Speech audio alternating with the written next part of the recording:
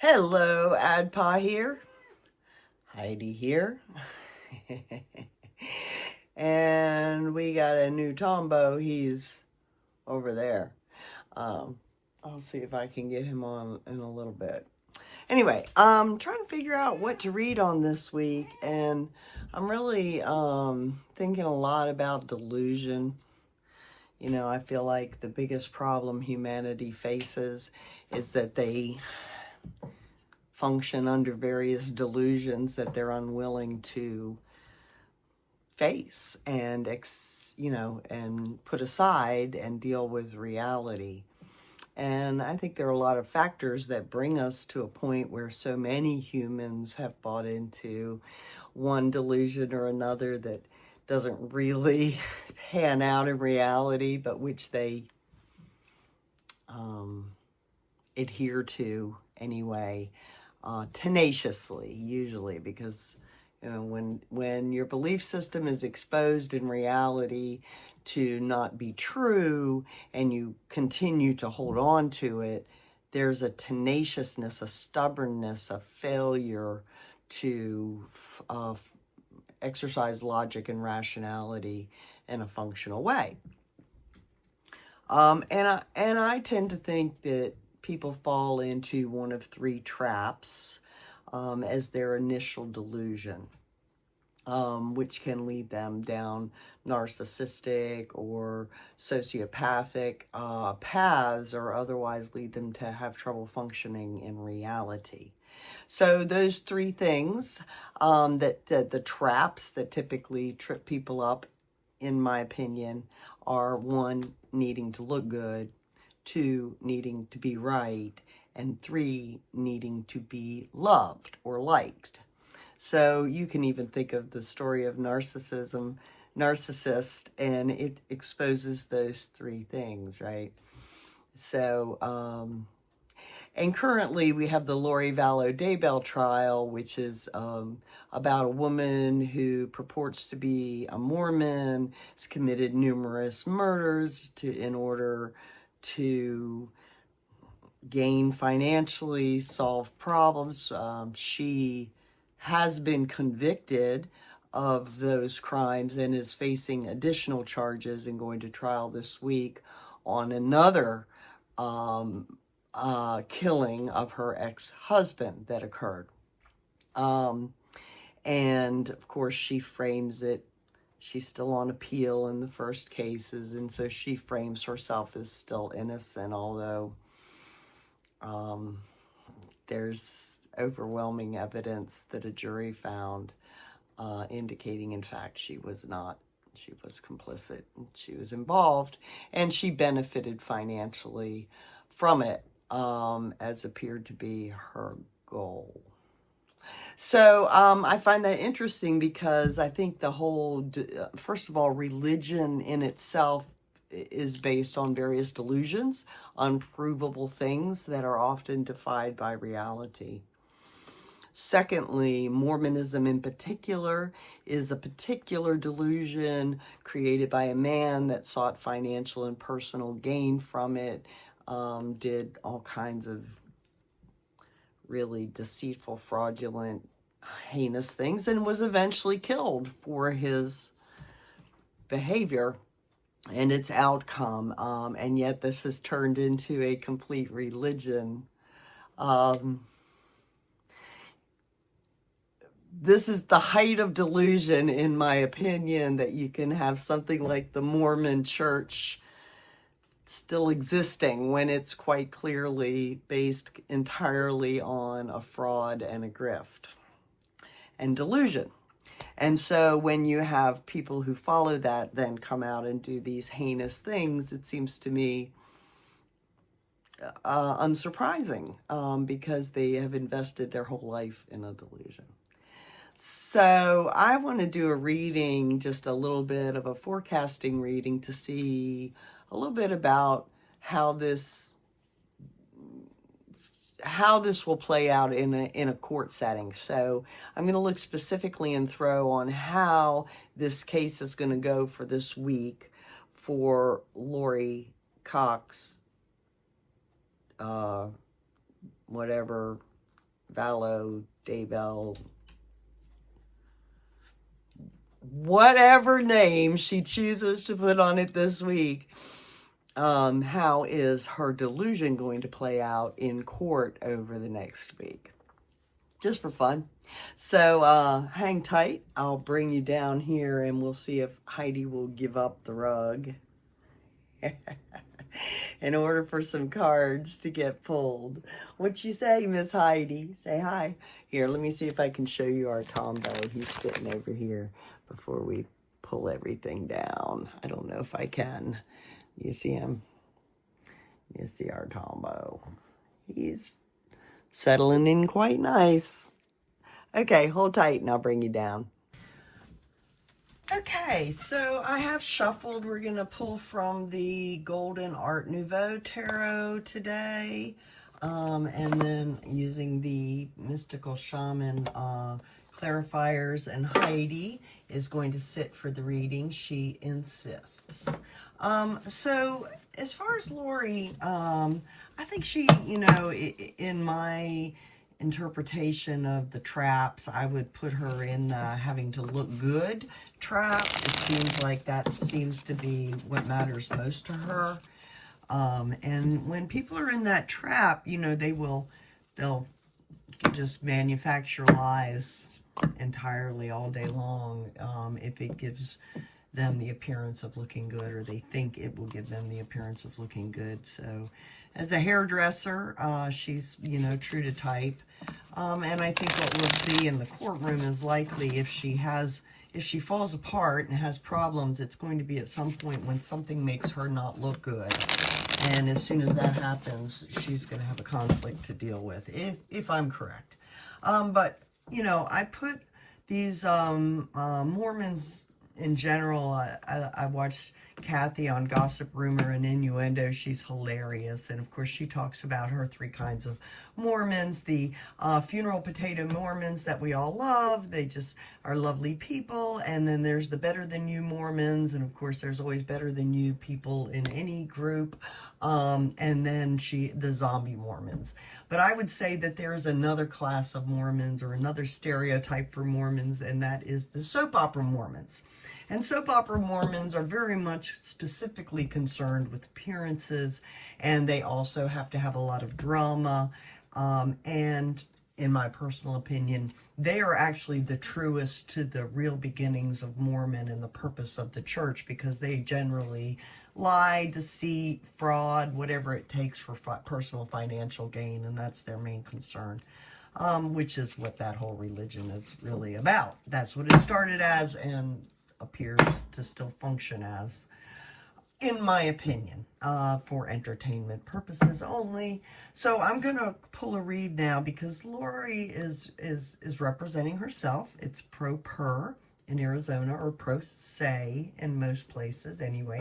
She's representing herself largely because she wanted to go very quickly and present herself in a very, very good light, and no attorney would do that for her given the case, because it's unlikely to bring her any kind of an acquittal. So, and she seems to know she's not up for an acquittal either, so it's unclear if she seems to be just wanting to go out and have a last look good moment in front of the cameras in the world or something. I'm not sure. Anyway, so how is her delusion going to manifest this week? Let's see what the cards have to say about what we'll see with Lori Vallow's delusion in her pro-per or pro-se representation of herself in the case of the murder of Charles Vallow that's going on this week in Arizona. I'm pulling on Monday. This will go up on Tuesday. Opening statement should be over or something, but nothing has happened yet. So we'll see what the cards indicate is going to happen. Do I have these the right way up? I think I have these upside down. Okay, so they go this way. And then clarifiers as well. Our Heidi she does not intend to move. And when Heidi does not intend to move, Heidi will not move. Please note, 23 years old. Look at the camera, baby girl. Yeah, I'm 23. Yep, nope, not 3. Nope, not 13. 23 years old. Okay, all right, we got one pulled out. She's a Mysticat. That's what she is. She's a little Mysticat. Sorry about that, camera. Sorry about that, folks. I got kind of a new setup here. I'm still getting used to it. Okay, all right. Let's see what we got. Miss Heidi, you're going to have to give us some space. She doesn't care for that. Okay, so signifier. We start out with that 10 of Pentacles. Inheritance. That's interesting. An inheritance, because we're talking about this delusion and it coming sort of from Mormonism at the base of it. Particularly with Lori, I would say soap opera Mormonism. And it's an inheritance. She's inherited this. Clarified by the witness. And I would say, as we have all seen, as we can all see. The challenge card for her is the Star. Now, a lot of people read the Star as if it were, you know, a really great card. But really it means, you know, kind of wishing on a star. When the Star comes, things are going to get rebalanced from above and it's out of your control. It's not always a good thing. And when it's the challenge, you know, I think that speaks for itself, that she's put her hopes, whatever she's put her hopes in, this delusion helping her in this case is unlikely to come to fruition. Jaguar, and that's a protection card. So it's like she's really trying hard to protect herself from this delusion coming down. It's going to be very difficult for her if that delusion gets exposed in court in a way that she feels she has to address. That's going to be her big collapse moment or breakthrough moment, potentially, depending on how she handles it. She has control over the Queen of Swords. These are directing her internal thinking. So she had control over how she used truth and uses truth with her delusions and what is truth and knowing internally. So she has some sense. She knows when she's pulling one over on people, and she's in control of that. And Coyote as the clarifier, yes. And what she's doing is she's playing that trickster coyote game. Lori Vallow is not nearly as think as you dumb she is. Okay, and the rear, I mean, what's just happened is this is the card we would say, this is the happy families. This is what no longer exists. This is the past that has brought her here. And that was her attempt to have what she thought was fulfillment, as well as the ending of all happiness and family that she had along the way. And they had medicine wheel. So clarified by the medicine wheel, you know, that again is the full cycle. So it's like that she had everything. In the past, she had it all. She can't control. 2 of Cups. She cannot control, you know, the energies now, the unity of people in truth and good energy sort of against her. So she can't control other people and the agreements that they make that she doesn't like. That could represent the jury and everything. And by the arrow, yeah, I would say that represents the jury who are on a mission. They have a mission they'll fulfill. And what she's trying to manifest, her intention is to direct the external actions of passion. She wants to try to make the jury like her. Well, think she's good. You know, she wants to look good. She always wants to look good. She's trying to inflame people's passion for her. You know, kind of try to make them love her. the spiral. If not love her, at least think she looks powerful. But the spiral, so, you know, she wants to raise the passion for her, but that spiral goes both ways. And what this is indicating is that in the short term, there's going to be some sort of spiraling of her ability to direct the passions. So she could have a moment. She could have a real moment. She sees herself in regards to this as the Nine of Cups, and that is very much the smug merchant. She thinks she knows all the facts and holds all the facts and can see the future. She truly believes that. So when she says that, you know, she believes all of this had to happen, that she actually believes. It's not clear that she doesn't suffer for something along the line of factitious disorder on another, which she did entirely, making her sick, creating all this family tragedy. But she really does believe in her soul that she knows and she sees the truth. The environment in which she sits is the Ace of Pentacles. She's been like returned to that base. She's back to square one in her well-being, but it's also an opportunity for a new well-being. I mean, she's likely to do very well in a prison setting. She's indicated that she likes working with the women and doing their hair, and they like her. And as long as she doesn't have someone that she can use, and then would put her factitious disorder on, or that she could grift or somehow get money from, she's unlikely to harm the people in the prison with her. However, if she does find someone that can benefit her, she's still committed to thinking she has all the answers, so she'll continue that, and that's clarified by her vision quest. Yeah, I think she's expressed herself in her interviews that she thinks she now has a new mission to work in jail, and she'll do that. So it could be in the end not a bad thing for Lori Vallow. Her hopes and fears are in truth, and I think that that's true. She doesn't want the truth pierced. She wants her truth out there, but she's afraid also of the truth being out there, as clarified by the corn. And the truth that has been growing, that was seeded and has been growing. This is a great concern for her if it gets out. And the outcome is we have Temperance. So that's very interesting. For the week, Temperance, clarified by the curse, though.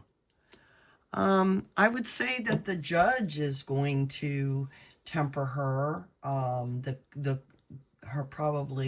Her attorneys, probably the fact that she's wearing a shock belt is going to temper her, and I don't think that we're likely to see an outburst.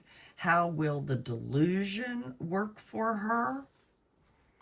Well, I think it might make the jury look at her and feel sorry for her. And they probably won't absolve her of guilt because of it, but they might temper whatever they say or think because they basically feel sorry for her. Bottom of the deck is the Sun and the Rainmaker. How very interesting is that?